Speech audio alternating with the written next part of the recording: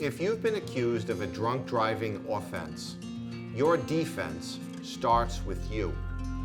It is important to understand that there are 5 categories of evidence in a drunk driving case. Let's discuss each of these categories separately. Statements of the motorist. An investigating officer in a drunk driving case is going to initiate conversation with the operator. The law permits this. Miranda and the Fifth Amendment rights advisement is not required at the roadside, as surprising as that may be. The police will always ask the operator where he or she was coming from and where he or she is going to. And they'll be hoping for or looking for responses such as coming from or going to a party, a nightclub, a bar, a sporting event, or any other event or location that arguably can be associated with the consumption of alcohol. The officer will even ask the motorist if he or she consumed any alcoholic beverages that evening, when the consumption took place, the type of alcohol consumed, and the quantity of alcoholic beverages. Statements of this nature will be used as evidence against you.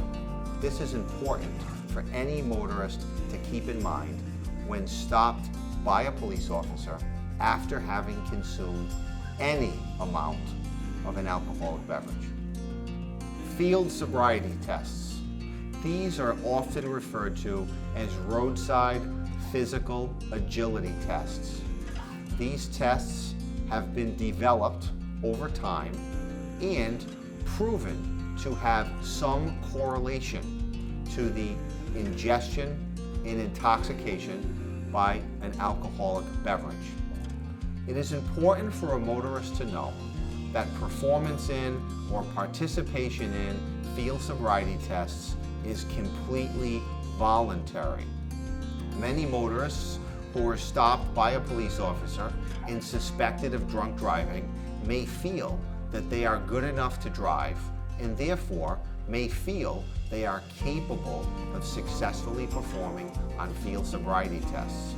It's important to know that passing a field sobriety test is impossible. This is not an objective test designed to determine if the motorist is or is not intoxicated.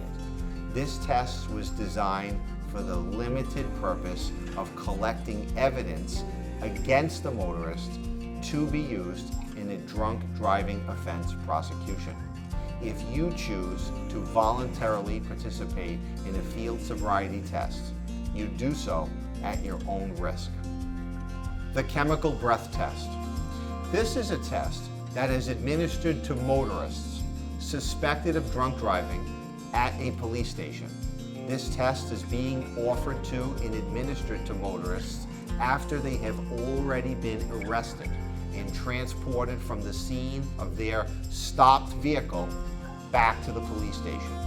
It is important that motorists know that performance in chemical breath tests is completely voluntary. Now, refusing to participate in such tests may have immediate license suspension consequences. However, participating in the tests may provide both the police and prosecutors with the evidence necessary to convict you of a drunk driving offense.